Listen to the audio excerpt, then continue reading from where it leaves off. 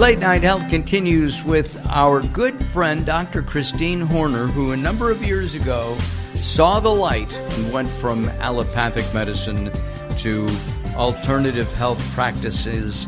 And we're going to talk about the summer, even though it looks like it's going to rain today, 40% chance.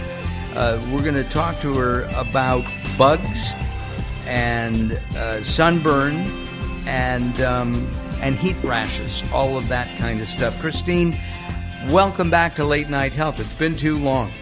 It has been. Well, let's talk about bugs first of all. I hate bugs. You hate bugs. And I know that we need them. We do. But I don't want them to bite me. And my deal is, if they stay out of my house, I won't hurt them. And every now and you won't send them on to their next life? Yeah, exactly. A couple of weeks ago, I looked up and I saw a baby praying mantis on my kitchen counter. And so I caught him in a Kleenex and released him outside. And I do that. I don't do that with spiders. And the other day, we killed a mosquito. And when we smashed the mosquito, it was blood. There was blood in it, which my wife turned to me and said, "All right, who got bit?" Turned out to be me.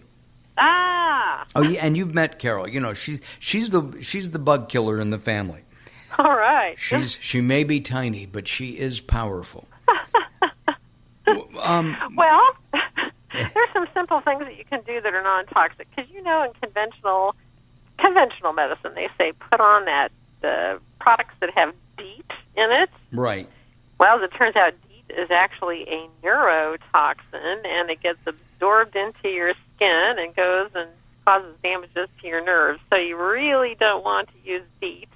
And there's a lot of different alternatives that are completely non-toxic that are just as effective, if not more so.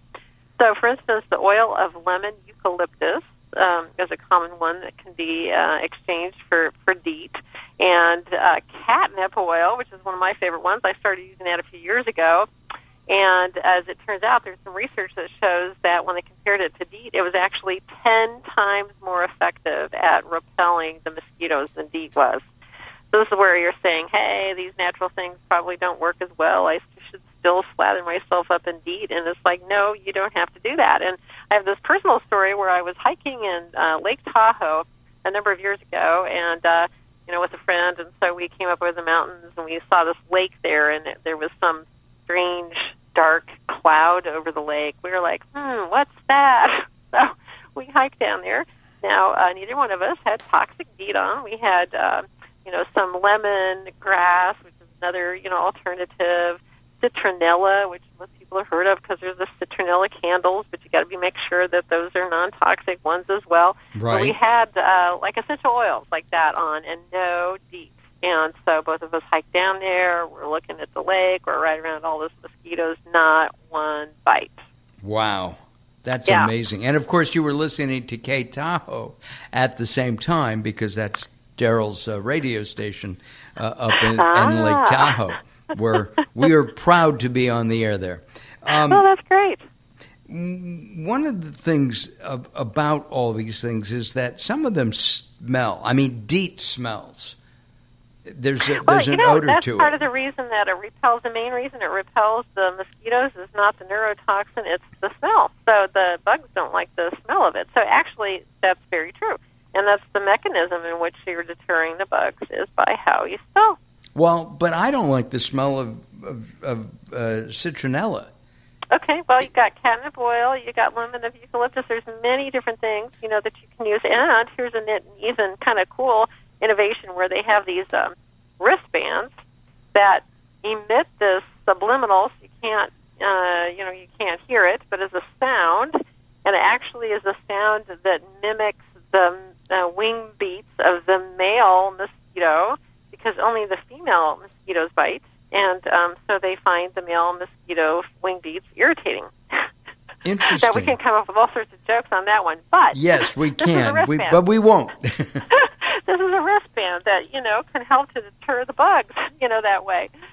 So, I just think think that there's lots of different options, for you. If you don't like a particular, essential oil, the way that it smells, there's, many others. I'm just giving you a few examples, Sure. but there's, What many about, others that you can try.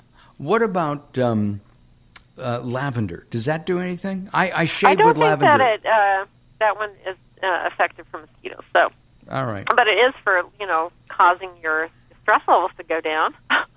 Yes. Very relaxing, yeah. Mm-hmm. And that might help too. And what do you do personally about bugs in your house? I mean, do you swat them? Do I swat? It depends on what bug it is. So if it's a spider, a friendly spider, I'll leave him. But other ones I wrap them up and throw them out. Or some of them I'm just like, okay, you happen to be at the wrong place at the wrong time, and I get the shoe out. Right, the old shoe tool, right? All right. Growing up in Southern California, and I invite Daryl to join me on this one, I used to go to the beach all the time. Mm-hmm. I would lay out, I was 16, 17, 18 years old. I'm sure, Daryl, you did the same thing. You're in the water. Yeah, we were, 20, 25 minutes away from the beach. Yeah, I was a little bit further, but we'd go often. And every now and then, you'd get a sunburn. Can a sunburn from 25 or 30 or even 40 years ago harm me today? The bad news is it can. So what they found with sunburns, everybody kind of knows that that's not good for us and is associated with various different kinds of skin cancers. And the one that's most dangerous is melanoma.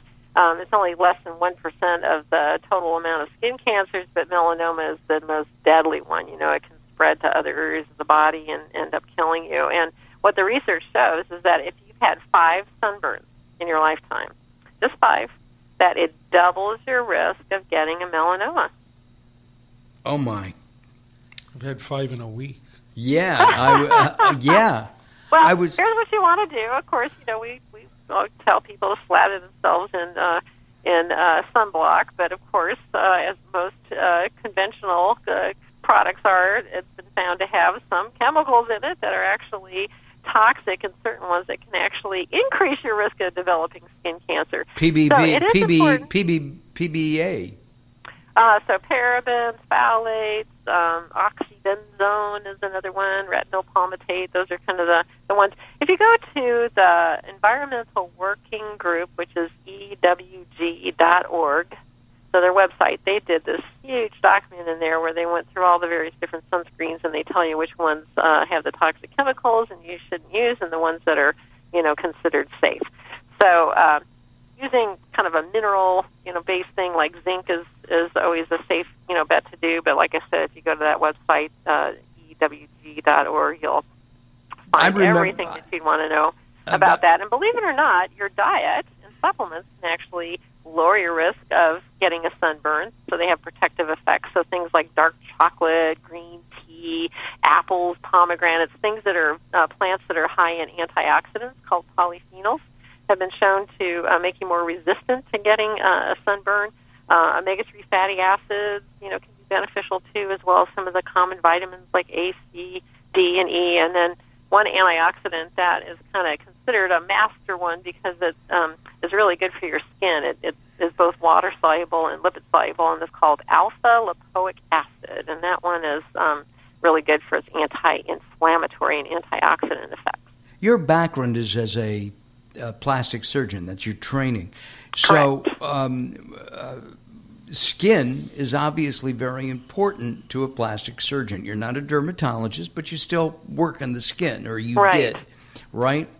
And I guess in the Victorian age, having a sunburn or having any skin coloring was considered not attractive.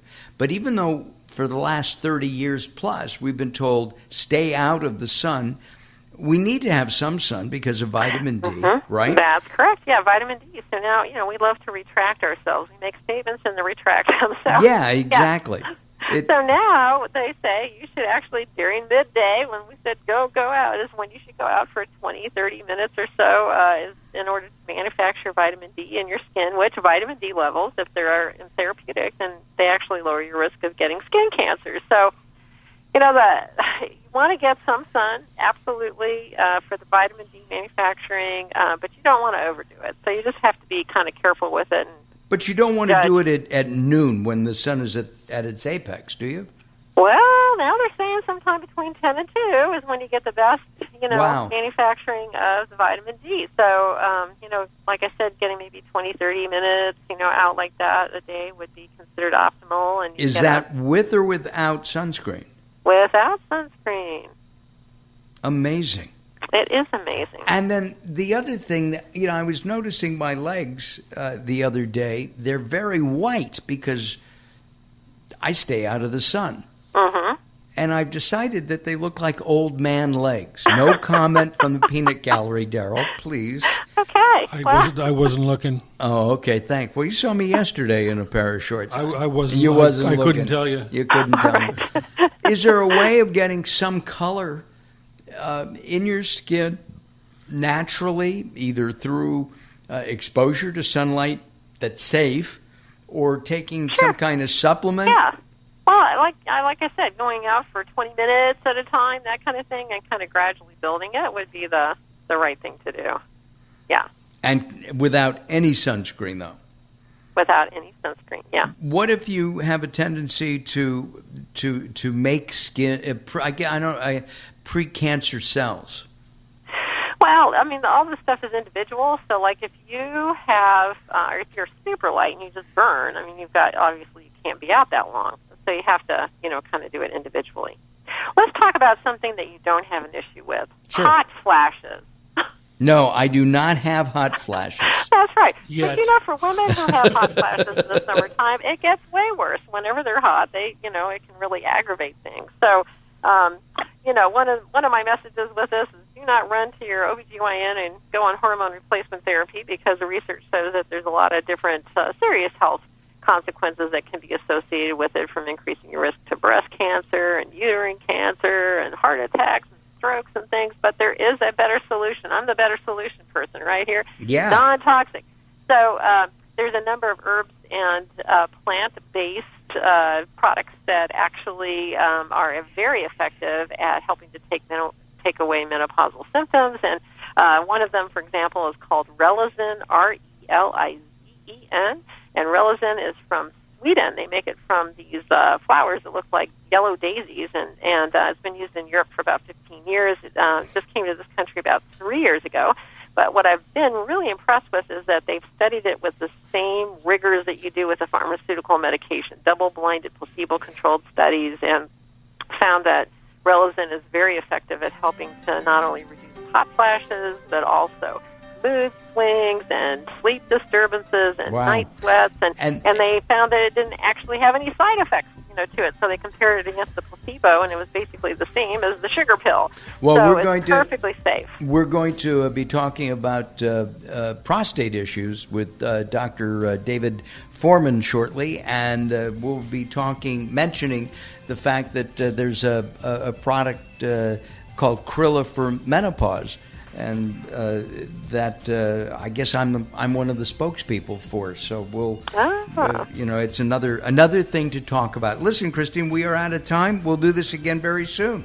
Okay, sounds great. Okay, Dr. Christine Horner here on Late Night Health. Don't go away. We have more coming up. Robert Clancy will be talking to us in just a moment.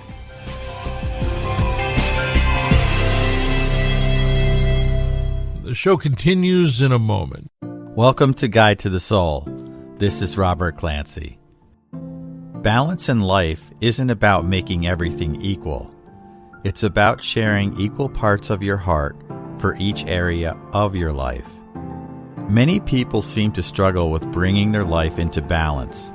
Family, work, and health all seem to be a challenge these days. Think of the demands you have on your own schedule and time. It can be frustrating and overwhelming. What's most important to discover is that peace is not about finding a quiet place among the chaos.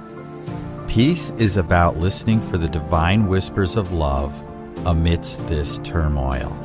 Take a breath and you will find balance.